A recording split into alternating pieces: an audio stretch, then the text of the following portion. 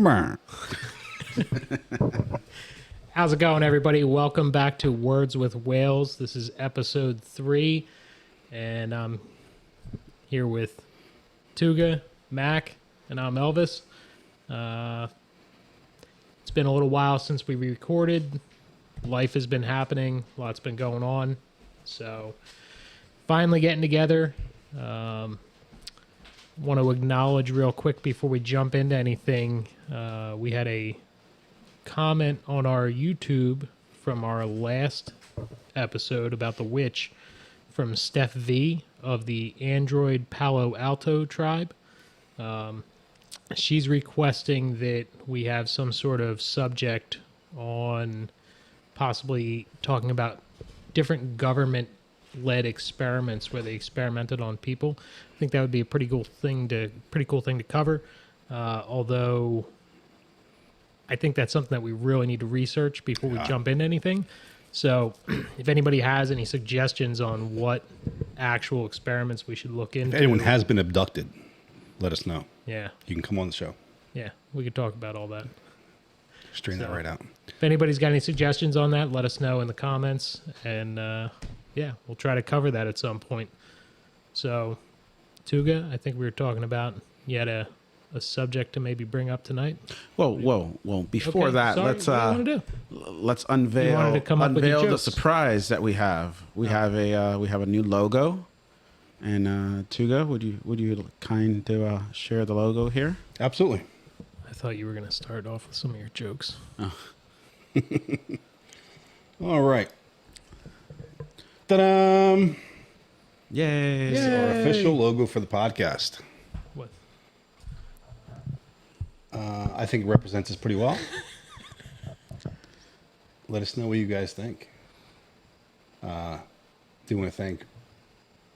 Somehow Ray got this. I'm sure he knows somebody I know somebody. who knows somebody who knows how to do stuff like this. So It's got a guy. we definitely I got a appreciate it. Yep. We I got like it. we got Elvis here with his rake. Yep. Never seen Ray with a suit and tie, but But he's all about the business. he is about the business. Yeah. And I got a hard hat. And a safety Except vest. bump my head. And a safety vest. Yeah, you're looking very OSHA OSHA compliant. Oh no. Hard hat in the ocean. Yeah. All right. So back to the topic. Yeah. Right. So through the process, I tried to come up with a couple questions that could get us thinking deeply and for you guys as the listeners to play along. So one of the questions that I sort of wanted to think about was if you could go back, let's say, to when you were 15 years old, what do you wish you could go back and teach yourself or advice you'd give yourself, knowing what you know now, to your former self?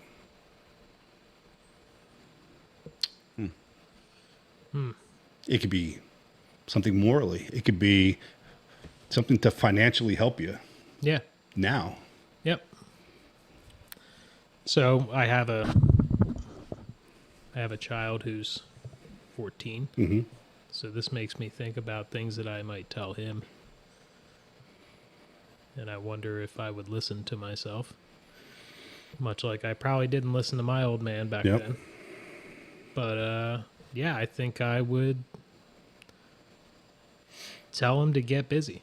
To not just loaf around, to utilize this time where you're not locked down in a mortgage and you're not locked down in some sort of, lockdown in a family. Not to say that that's Jenny, I love you. I'm not saying I'm locked down. I'm just saying that as you get older and you start to get into different things like marriage and mortgages and a career, it becomes harder to break out of that to do the things that you want to do. So if you were to get busy early and really take advantage of the public school education that I didn't take such advantage of at the time, and I think I did okay, but could have probably spent that time a little bit more wisely. Sure. You know, could have set me up a little bit better. I tried to tell Bob that, if you do your best now, you'll learn as much as you can right now while it's this free education right in front of you, that you're setting yourself up with options.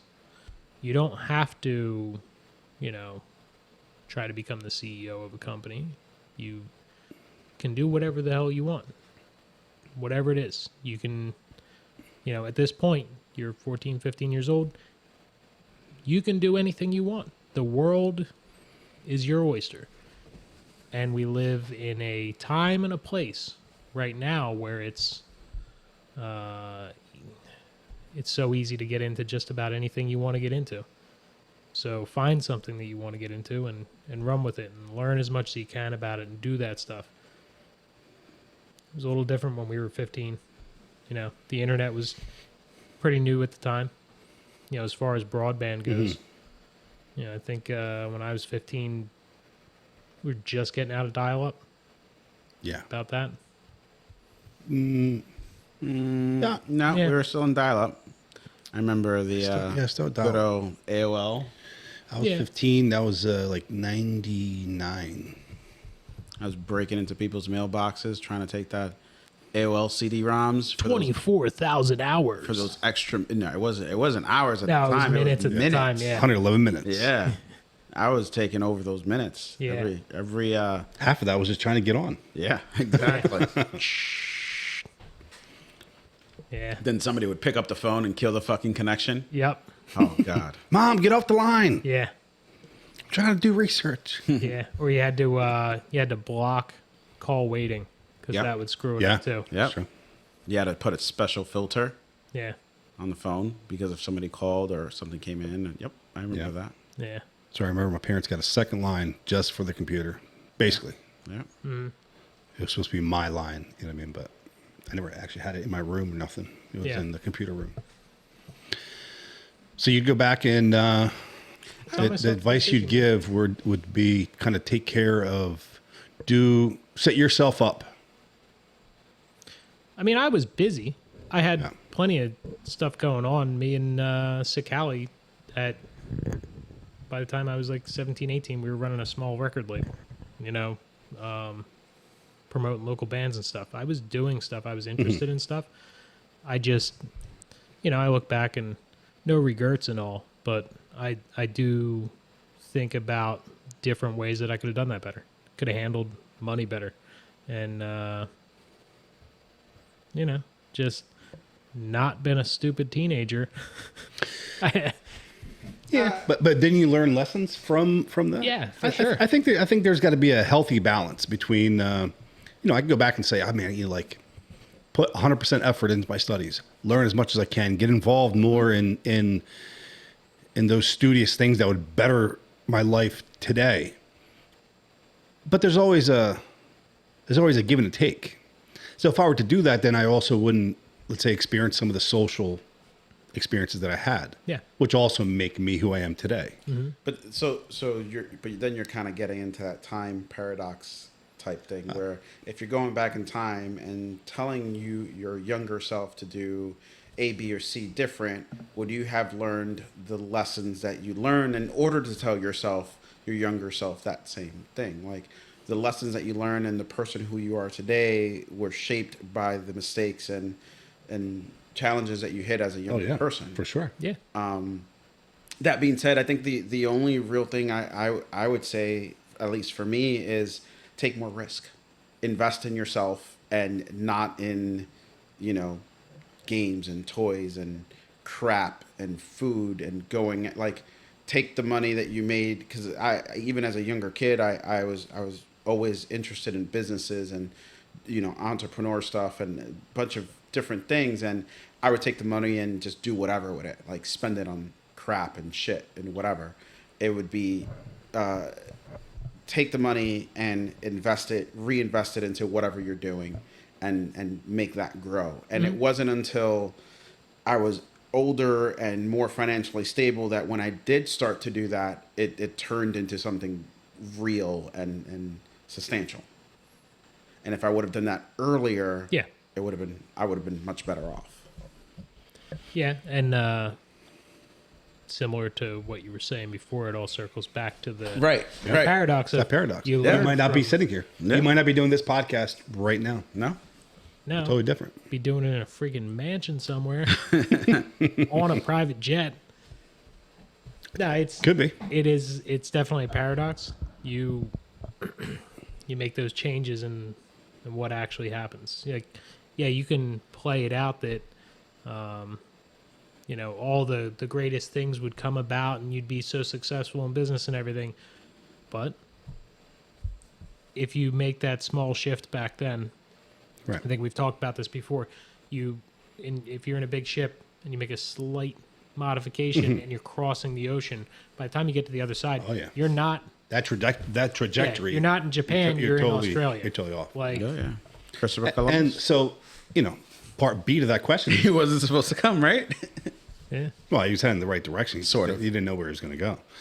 But so, and in knowing that, would you still go back and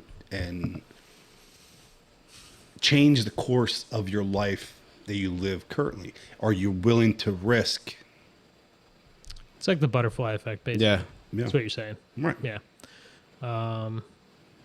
That's a tough one. That's a real tough Your one. life could be because- completely different from your family to friends to your environment. Would you be willing to go back and risk it all to give yourself information that you think would better yourself? So if there's a pretty good possibility of completely changing where I'm at now, then probably not. While I'm not totally happy with where I am right now because I've learned through the years different things that I've done wrong and things that I want to do better in the future. I think that I'm at a point right now where I'm working on those things and I can now focus on a trajectory that I can see now, but I wouldn't have necessarily seen that back then.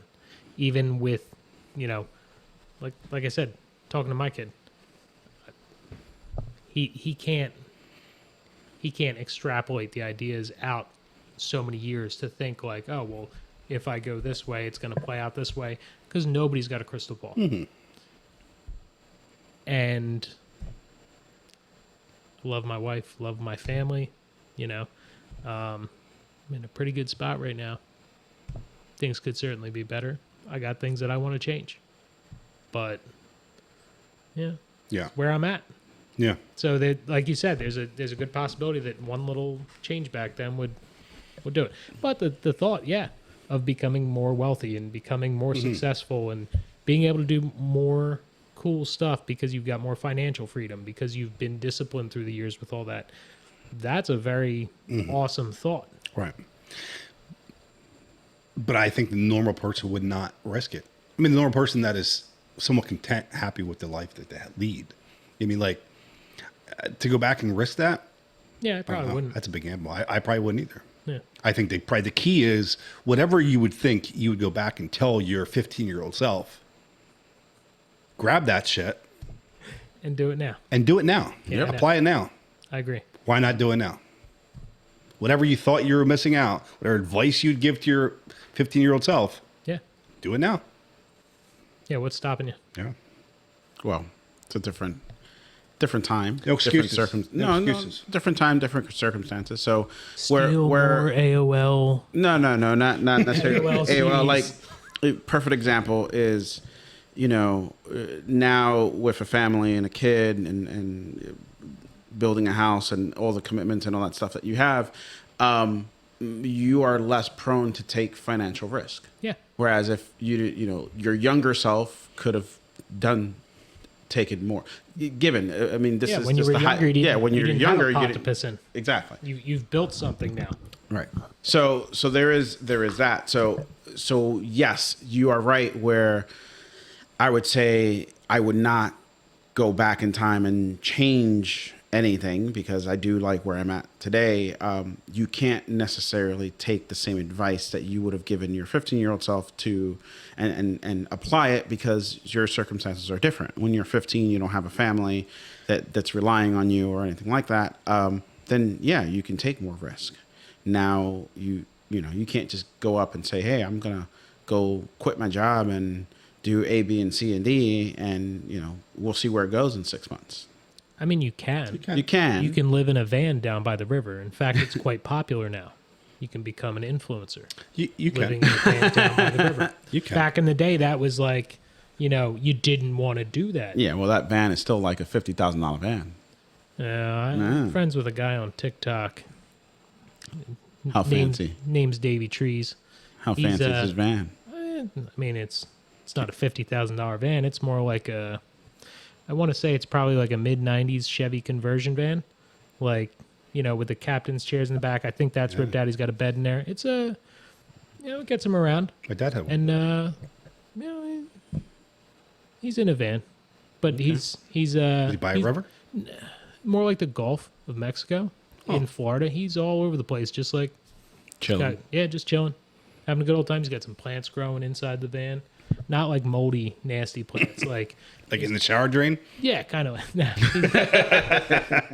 Nah, it's he's living his free life, man. I'm friends with a couple people on there that do that stuff, and it's very enticing.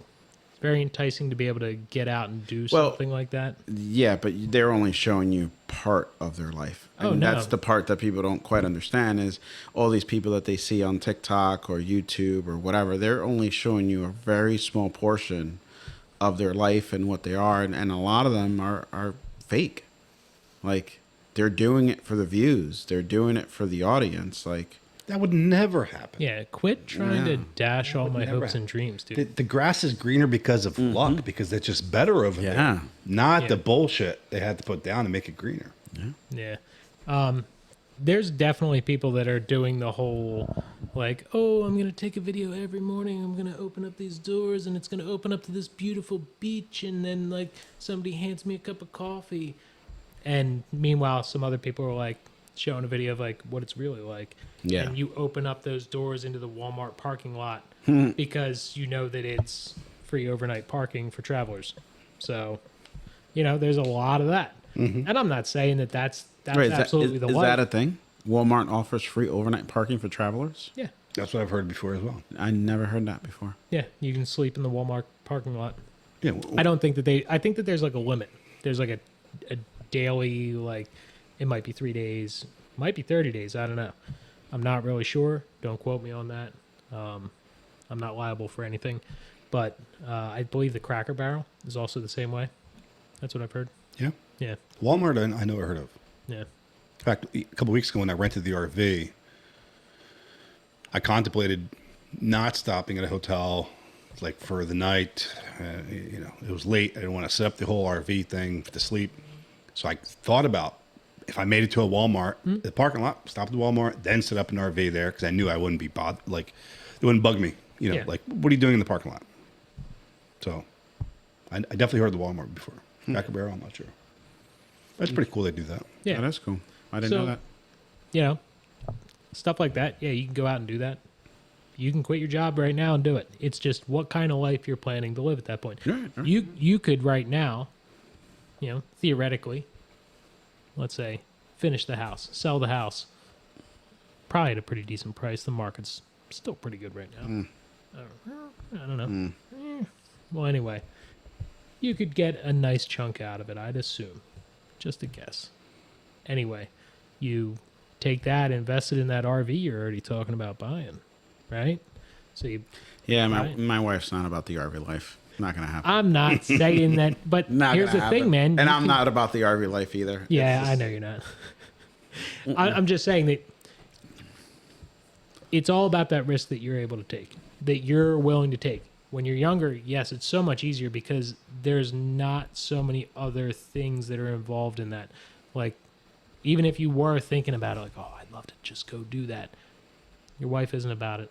You don't want your daughter living in the RV like that. Whatever your reasons are for not doing that, you don't do it. You stick on and do what you're doing, and you keep going. But the option's out there. Yeah. Free to do as you please, to a certain extent. To a certain extent. Yeah. Still got to pay your taxes. So nobody would go back and tell your former self to invest in the stock market? No, I mean something like that.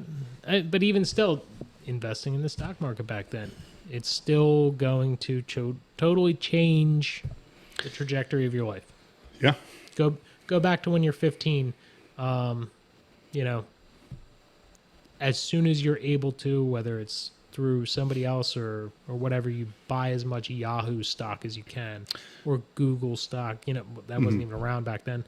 But you know, as soon as these major stocks had come out, yeah. Hypothetically, could you go back, if I could go back to my 15-year-old self, give myself a list of stocks to invest in, open up a Ameritrade, right? 15, I don't know if I can. Get my parents open up an Ameritrade for me. Your brokerage fees are going to be through the roof, man. Invest, create. Part of my instructions is to create a time capsule, what do they call that shit? You bury it to a certain date. Yeah, Time time capsule. capsule. So, okay, time capsule. So you invest in this, username and password, goes in that box. It gets buried, third party buried, and delivered to me in 2022.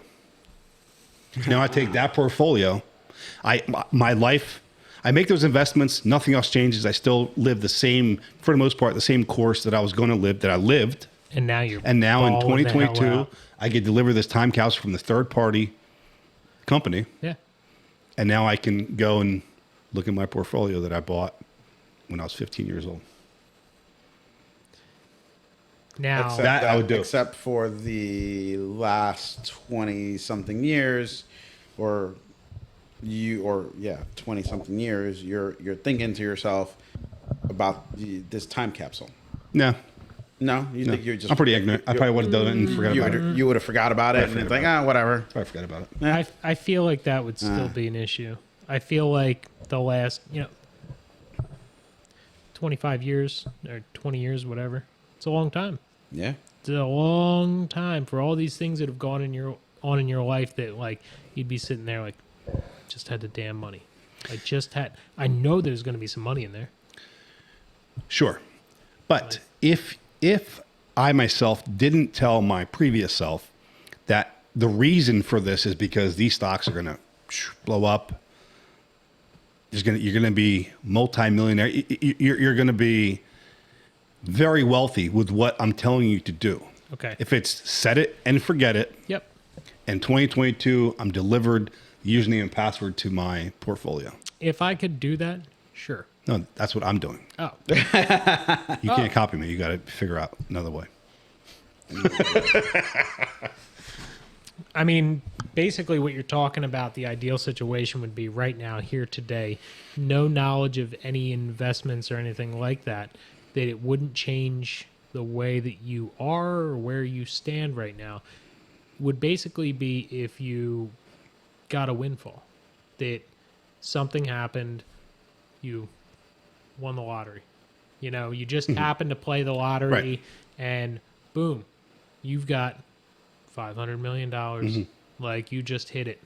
And what do you do now?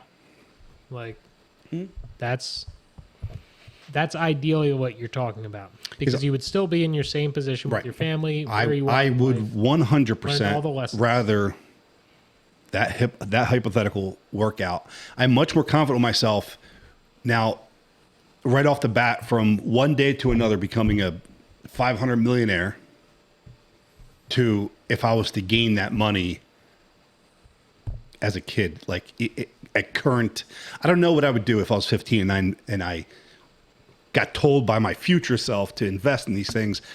When those stocks start producing, I don't know what I would do. Well, I've done a little bit of,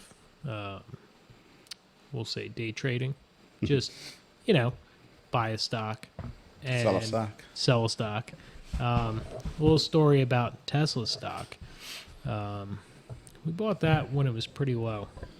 It was like $30 a share, I think. Really? I want to say, I forget how many shares we had. Maybe like 10 shares. So it wasn't a ton of money. Yeah. But we bought that. You wish you had more.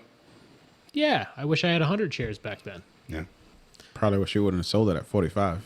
No. So I forget exactly when. I want to say it was like around 2013. It kind of just chilled around 30 something, mid 30s, crept up a little bit, and it was always kind of like, oh man, ooh, it's almost up to $40. Like this is getting good. Like, and then one day, it just took off. It went up to, I want to say, 82, something like that. And knowing that there's going to be profit takers in it, I sold. Cashed out. I cashed out, and I set a buy at $69. No, $67. And I'm like, okay. Never hit that shit again, did it? I'm calculating, like, okay, so if that happens, I'll make this back, but I'll also dump more money back into it, and then it's going to go back up. Like, there's going to be a slight dip after this. It came back down to $69 and then turned around and never freaking stopped. It was like a year later or something. I'm telling people, like, yeah, it's $300 a share now. I'm like, it's not life-changing money. I only had like 10 shares. Yeah. But it was still okay. Like, that would have been pretty good money. And then it split, and then it went up again. Like, that, it wouldn't have been life-changing, but stupid decisions. Just like if I, even now, if I buy a stock and it goes crazy, like, I just have to just let it sit. Gotta set it and forget. And man. then, eventually come but back and look at it someday. You never know. You never know. You can buy stocks and they'll tank, or one day out of the blue, fucking blow up. Yeah. You don't know. Yep.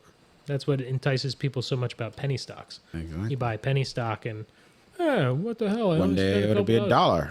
dollar. Or like Dogecoin, You jump into Doge at like 6 cents and then sell it when it's like, Yeah. whatever, 60 cents. Or jumping in when it's at 60 cents and Well, Still that's hold. just silly. it'll Who be, would- it'll who be a would do dollar. that? So. It'll be a dollar. So. Yeah, to the moon. Just the need, moon. just need Elon to make another tweet. Yeah. Yeah. He With the- lost. with He the lost all doji. his. What do they call it? Credibility. Not necessarily. Well, with Doge, yes. Like Yeah. he was manipulating the shit out of that, and he lost it. Can't do it anymore.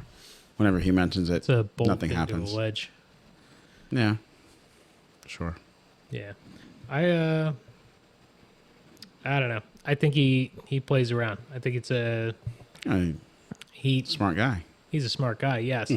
But he also But he's also. he gets kicks. Yeah. He Yeah. gets kicks out of this stuff, man. I mean, if follow you, him if on you, Twitter. yeah, if you had that much money where you don't really give a shit and you just want to fuck around with people, why wouldn't you? At least he has a sense of humor. That's the way I see it. Yeah. He definitely has that. That's half the shit he posts is memes. Yeah. Funny shit. Yeah. So yeah. Well, that answers that. Yeah. None of us would go back and do anything. No. No, Max still would. Mac would. No. Yeah, no? Nah, Okay. All right. definitely not. I would do my hypothetical. Yeah. I would think about it at least. Look, man, I still think about I think about it a lot, what I would do differently in life. But that's also a part of doing the mental housekeeping that allows you to learn from the mistakes that you made. Like, if you just think, oh, well, that was stupid, and just move on. Okay. Well, great. That was just stupid, and you're moving on now. But what's the takeaway? What are you not going to do next time? Like, you're faced with a certain situation. What are you not going to do? What are you going to do? If you were put in a situation like that again, what could you do better? What could you do going forward that would set yourself up to be in a better position to make those good decisions? To have more good decisions available to you. You got to make more bad decisions. No. No. No, you keep. What? Yeah. No. Yes. How do you know what a good decision is if you don't make a bad one? Oh, I'm not saying that. Like, you got to make a decision, any decision. It doesn't matter what it is. You have to, like, there's a sense of taking the risk and jumping, or not jumping at all. Not jumping at all is not making the decision. Jumping, whether you jump into the river or you jump into the lake or you jump into somewhere, is still jumping. Yeah, I don't. And that's what you need to do. It's not the don't jump. That's the wrong decision. I don't or think- any decision. I don't necessarily think what I'm saying about making good or bad decisions necessarily is taking risk or not taking risk. I think it's more of a calculated risk thing. Like when you say just make more bad decisions, well, that sounds like you're intending to go out and just do stupid shit and get yourself he into means bad make situations. 'Cause I'm decisions. gonna No, learn- whether they're gonna be bad or not. Yeah, whether they're bad or not, Oh, you yeah. don't know. Like, okay, so there was Every shot not taken is a shot missed. exactly, yeah, I've heard that that exact thing. I think I quoted that. So about 7 years ago, there was someone who was creating a portfolio of rental properties that wanted a bunch of people to invest. Do you remember that? I think I know that guy. Yeah. And I was down for it, but not everybody else. Like, there was a lot of people who had doubts and everything. But think about if we only had 3 or 4 or 5 guys and actually did it, what would have happened? We don't And know. that was it was basically fucking put on a plate and a platter for everybody Yeah. to fucking eat off, and everybody saw it. And I'm like, yeah, I think I'm good. That's kind of why that never actually, well, partially why it never actually took off. I do recall at the end of that saying, hey, whether you want to do this or not, Right. I'm going to do it anyway. And then later that year, some turns in life happened, and then we ended up buying our next house, our next Forever home. no. Don't you put that evil on me, Ricky Bobby. No, not our forever home, but some things in life happened, and then we didn't invest in that property, the next one. And then a couple more things happened, and life goes on. So, yeah, I do recall that there was very little interest in it, and I was a little bit like, man, I feel like I had this all, like, laid out pretty good. And that happens, man. It happens, and you can't beat yourself up over it. You try to make better decisions going forward. Try to make decisions at all. Well, Yeah. if I could go back 6 years, I probably would have been more Yeah. prone to it. If I could go back. Ship has sailed, my Ship friend. has sailed. I know. Ship has sailed. Those things happen. Yes, many ships have sailed in my life that I should have jumped on and didn't. That's like, all right, well, maybe I'll catch the next one. Maybe I'll try to do something Yeah. to actually be actively getting on that next ship. That topic sort of segues me into another question Okay. to make you ponder. If human nature is to learn from our mistakes, why are we so afraid to make those mistakes? If we know we're going to learn from them, or are we not? Or do we not learn from our mistakes? Are humans in a perpetual cycle of making the same mistake over and over again? And could that mistake be to not initiate and making a choice, I think put yourself out there to even make a mistake? I think people are so afraid of failure that they're just not willing to take the next step. They rather not do it than risk failing. Right. Yeah, I agree with that. That's the hesitation of getting started in something just because you think that, well, that's not going to pan out. There's been other things I tried before and just nothing pans out. So why am I going to do that? Why jump in?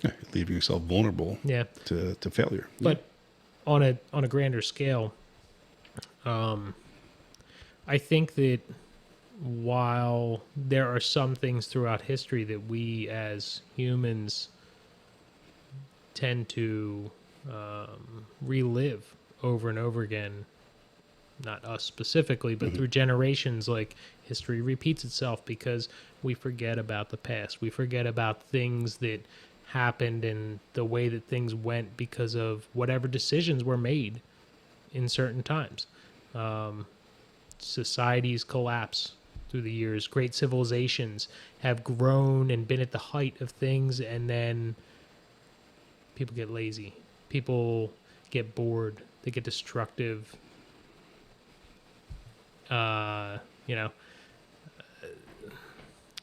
It's one of those things that's happened time and time again through the ages. All the greatest empires have fallen not from invading armies, but from within, from the people within the country,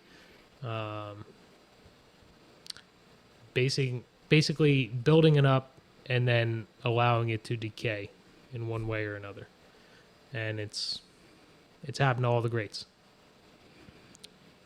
You think it's inevitable? You think no think matter it's what inevitable. what the faction is, when you reach that top tier, that the king of the hill, as you would, the only way down, the only way is down.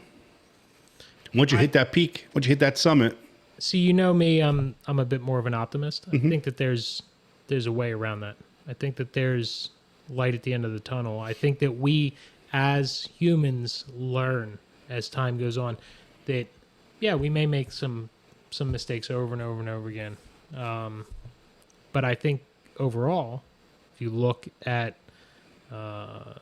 the betterment of the world. I know a lot of people think that the world is a terrible freaking place right now. There's all these terrible things that you can think of and point right to that are going on right now. But we're better than where we came from.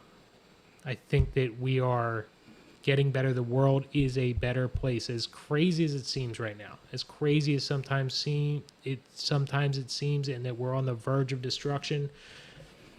It's a hell of a lot better than it was 200 years ago. You've got modern medicine right around the corner at any time. You get sick, you hit your head. There's a 11-second max, or 11-minute response time from EMS. It's probably even quicker here. well, I mean, To get to the hospital. our ambulances are all at the shop, jeez. from what I hear. That's the word on the Facebook. That's the word on Facebook. Yeah. But modern medicine, antibiotics. 200 years ago, you got a cut Yeah. and you could die.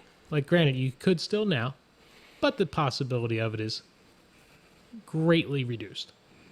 But what are you using as a scale for when you say life today is better than 200 years ago? Well, you can get real deep into that Right. and start talking about different aspects of life as far as... And where does freedom fall in that scale? Oh, man. This is one of your things off your list. I saw this. It was a whole nother topic.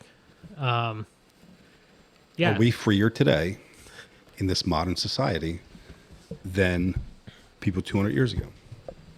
Yes and no, in multiple different ways. Yes, in the fact that you can,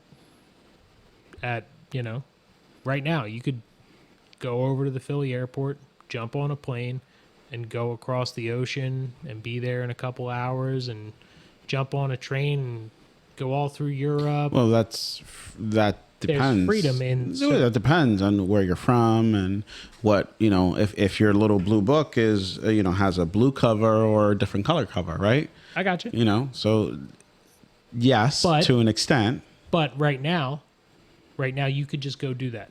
I'm not saying... Well, back then you can get on your horse and ride across the country. You can get on a boat, you can take a boat. You might risk your life getting to the other side, but you can get on a boat, No, that's true. right? You are- No one you are asked for your correct in that. papers back there. Or maybe they did. Are we freer, or is life now just easier? I think we gave up a lot of freedoms for convenience.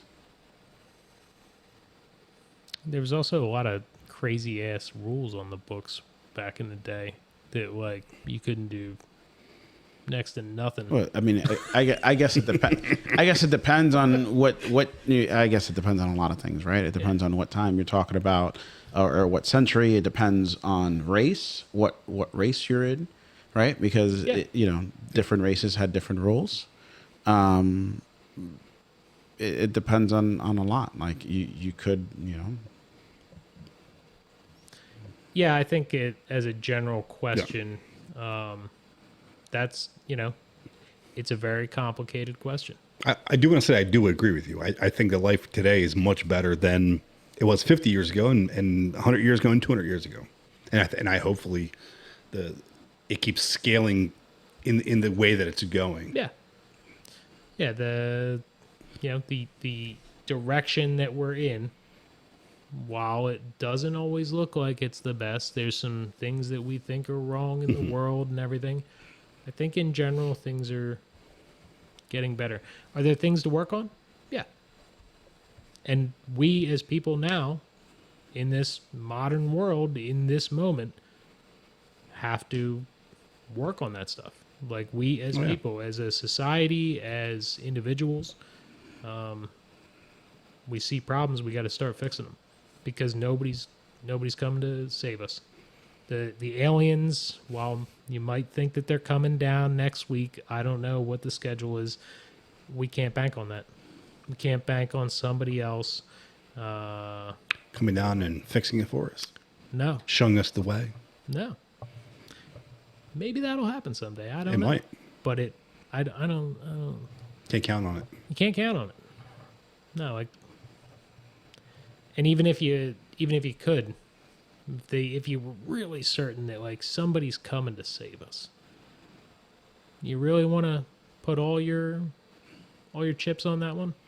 Like, we all have kids now. We all have to think about what the world's going to be. I can't wrap my head around the idea that some people don't want to bring kids into this crazy world, stuff like that. I get the sentiment behind it because life does seem so crazy. But we are here today sitting at this table because of every generation before us that did what they had to do to procreate, to send their genetics into the future. For whatever that reason is that we're going into the future. If it's just human nature, animal nature, it's nature in general to procreate and have more of your species. So with us, we were smart enough to think back generation after generation after generation. How many generations has it been? Countless, absolutely countless generations, all the way back till, we climbed out of trees and started dealing with tools out on the prairies or whatever when we were monkeys. All the way back then till now. All that's happened till now, you are the spearhead, well, now your kids are, of your genetic line. And what happens with human history is going to directly affect those down the line. And what do you do with that? What decisions do you make now? If somebody could come from the future and tell us what to do and what not to do, what decisions do you make now to try to steer that ship in a better direction?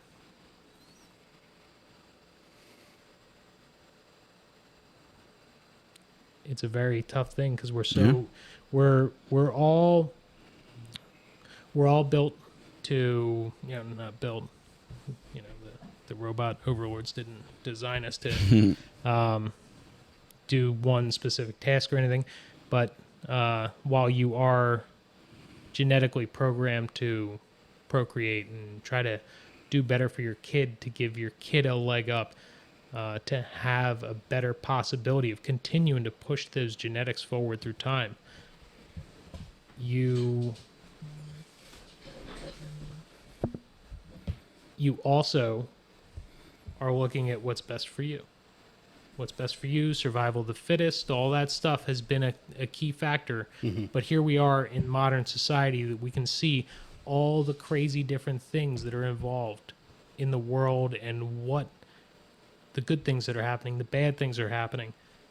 And what can we do to try to keep that going on the good side? What do we keep it? What do we do? What do we have to do to keep it from falling into darkness? Because as great as it is right now, we're also constantly teetering on the edge of darkness. We're teetering on the possibility of that civilization, this great civilization that we're in now, collapsing. Do you think that for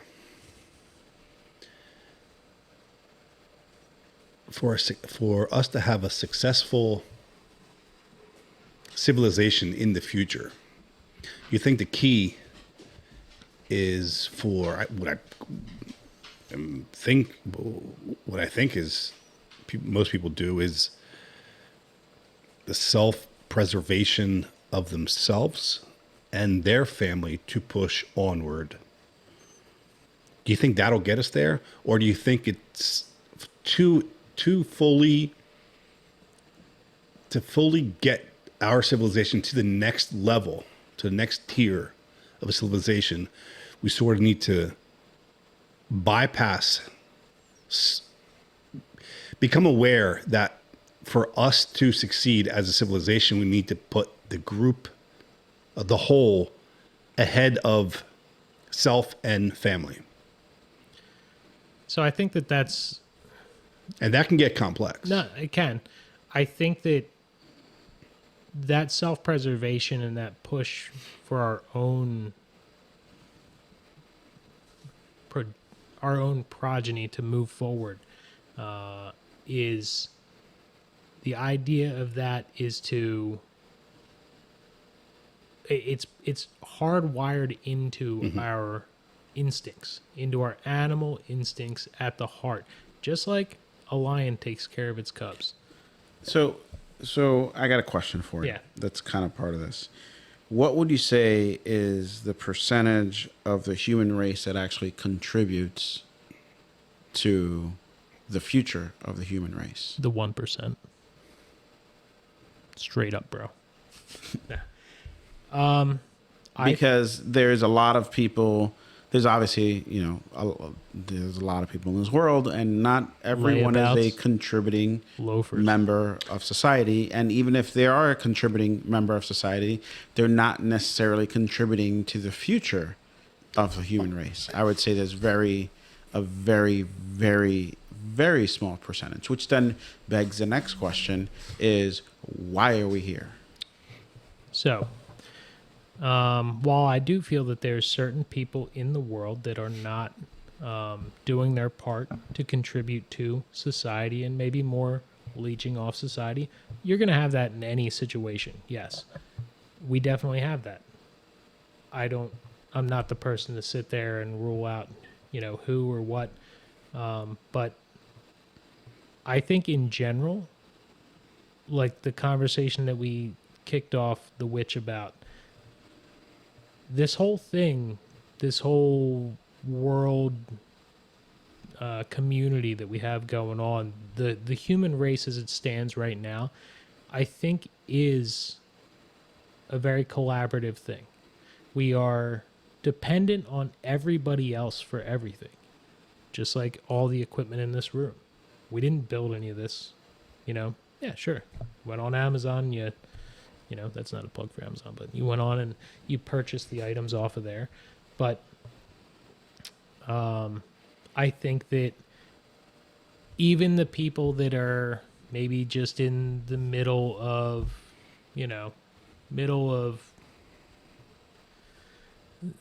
nowhere, sitting there watching the Home Shopping Network, and they're ordering the greatest new gadget or whatever. How are they coming up with the next I'm medical not saying that invention? they're not doing that, but their consumerism is also fueling a lot of innovation that's happening right now in the world. Now, granted, you may look at some of that innovation and say, well, products have become totally cheap. Things have been, we've done different things with industry to make cheaper, more replaceable items.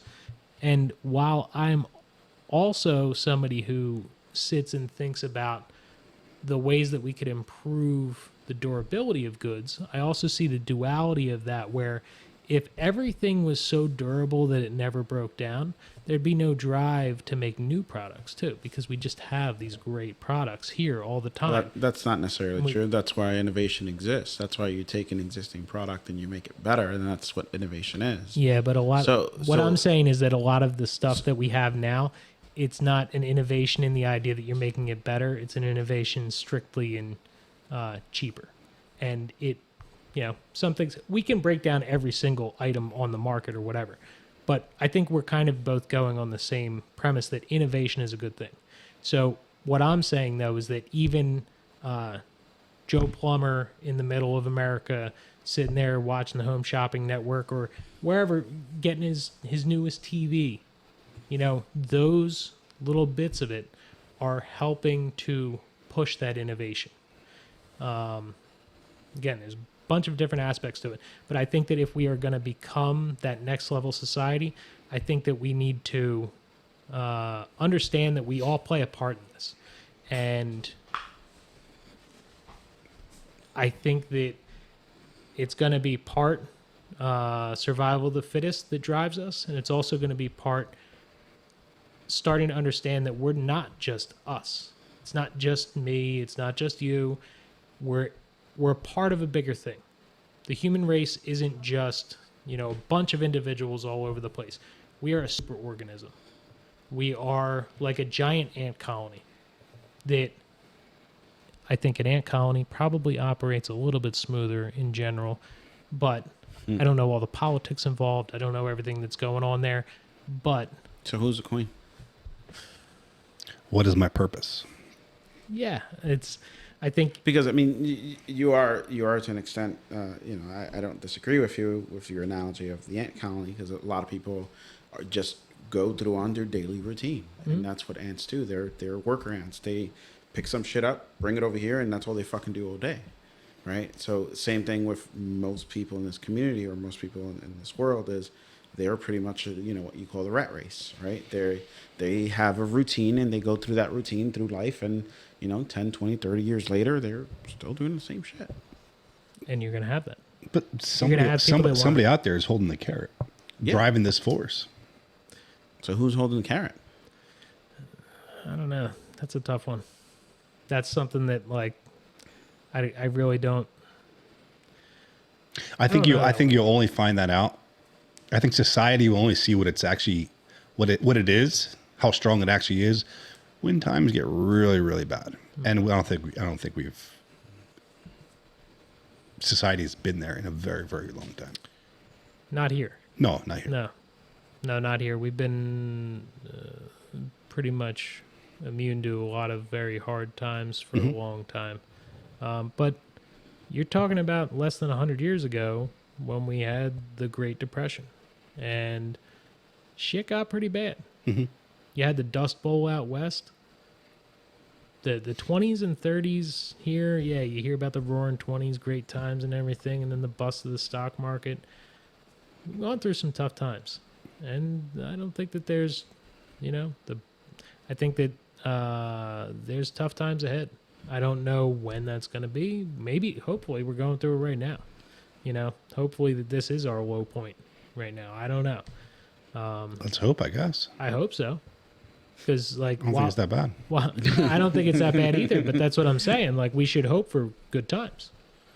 Yeah. Granted, we should also hope for things that are going to teach us some lessons and everything, but not try to make bad decisions. But we should try to utilize lessons from the past to try to make things better. And I think that what we're talking about to get to that next level of society, I think that we as a people, we as the human race need to think, while we still have to think about ourselves and our future and our families, I think that we also have to look on a grander scale of human civilization and where we're going. And what do we want to do? Where do we want to go? I personally think that we need to expand out off of this planet. I think that we need to push to colonize other planets. I know right now the more popular place to go, talking about going to Mars, talking about putting a base on the moon. And there's a lot of people who are like, oh, why are you going to try to go and do that? There's so many problems here on Earth that you got to fix. All right, well, we got plenty of people to start, keep on working on fixing these problems on Earth.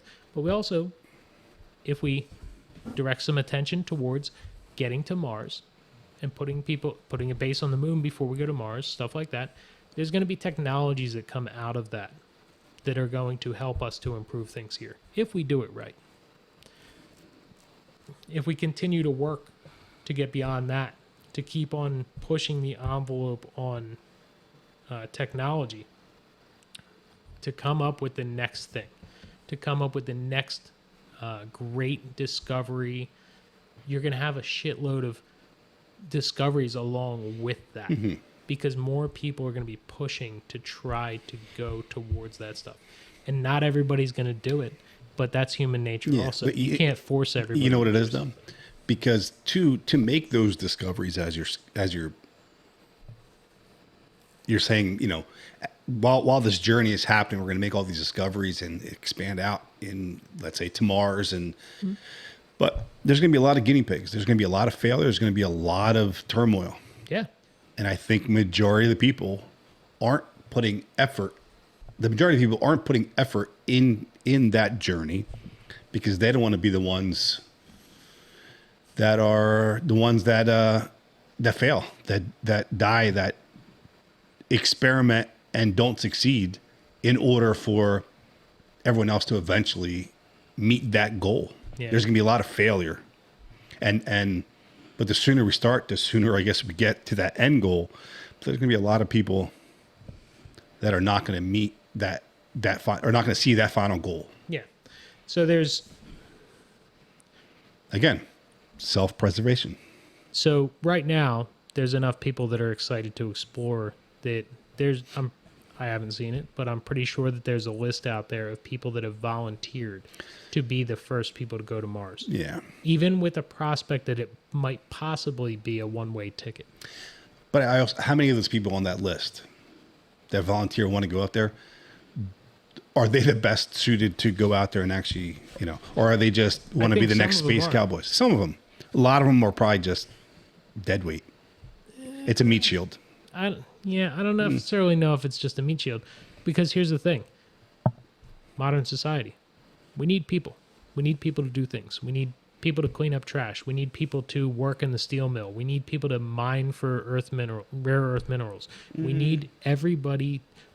We need people to do everything. Mm-hmm. So you're gonna need. We need people to build robots to do everything. And I'm with that too, man. Like that's where I it's was going. talking to you about this last night. It's not going to be people mining the mines. It's not going to be people doing this, working at the factories. It's going to be robots. Why don't you just do that now? We can. Huh? Huh? Why do we still have people in the mines? Like, that's what I'm saying. Like, there's this whole thing. Probably because it's not profitable.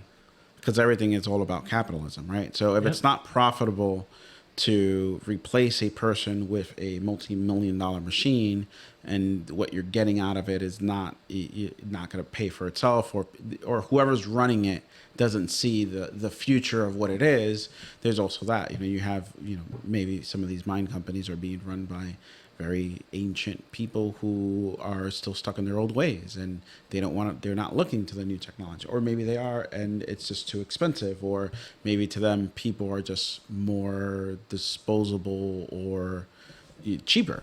There could be a lot of different reasons why it hasn't moved that way. Yeah, so I think that in certain aspects, people, it's not so much a disposable or cheaper thing, but it's more of an efficient thing.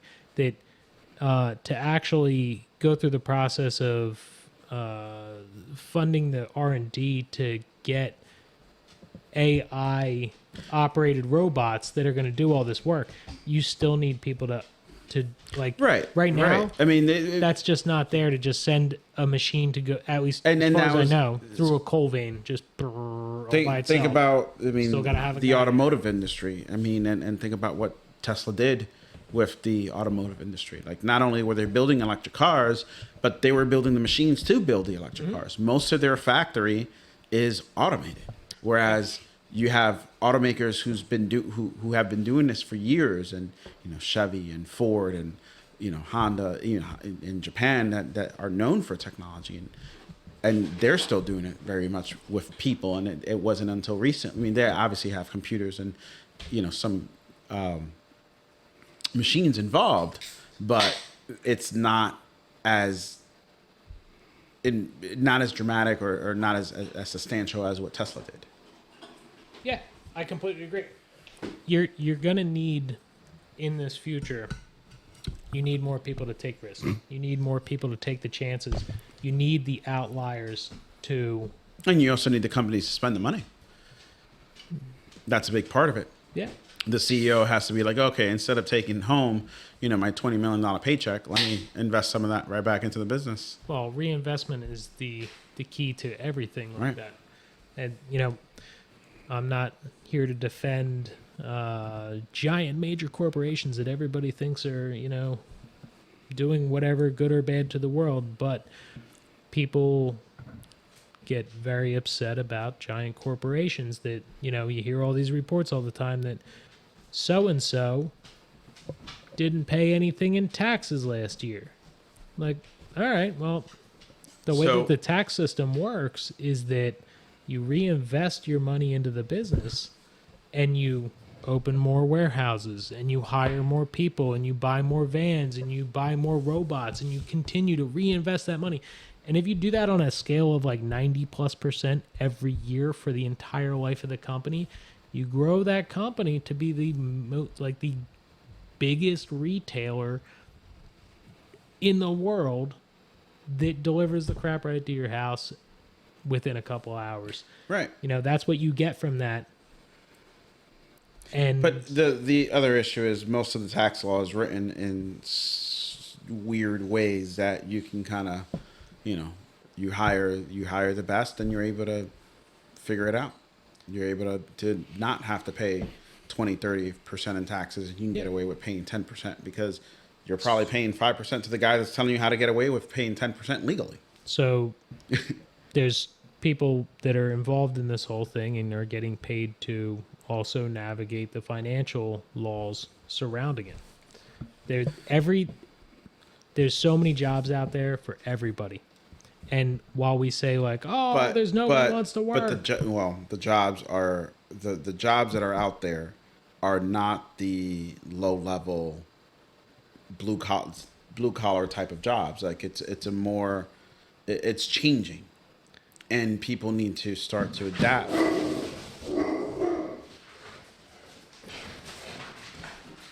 think your dog is doing the runnies. He might have heard my cat. I think it's an intruder. Yeah, I think So that's where they are the low level jobs that existed or those positions are the ones that are going to start to be replaced by machines or AI or something, and then those people need to now learn new skills or migrate into something else. Yeah, I think that there's plenty of that for sure. I think that there's also it's not like right now we have to just completely abandon the idea of anybody doing any manual labor. I think that we're in a point right now where we can employ more people doing whatever you can think of doing, and also work towards bettering their lives and bettering their education through on-the-job training and other things offered in a company so that they can then prosper and possibly even go on and, have the next idea and go on and make their own company to do something. I think that the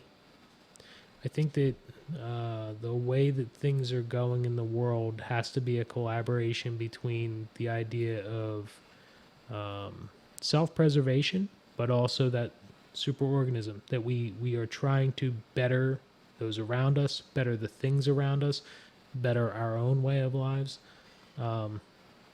That idea of the greater good. Okay. Yeah, like you still have to take care of yourself.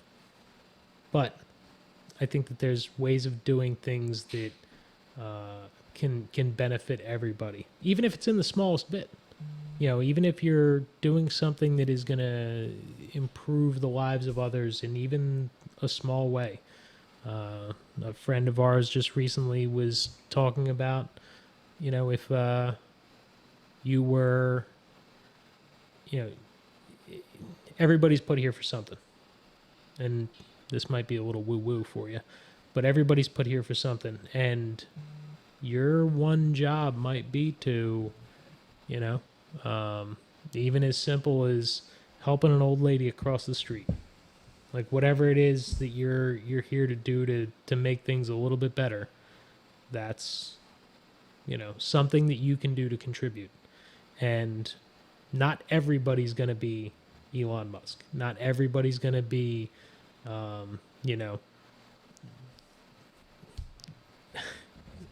Einstein.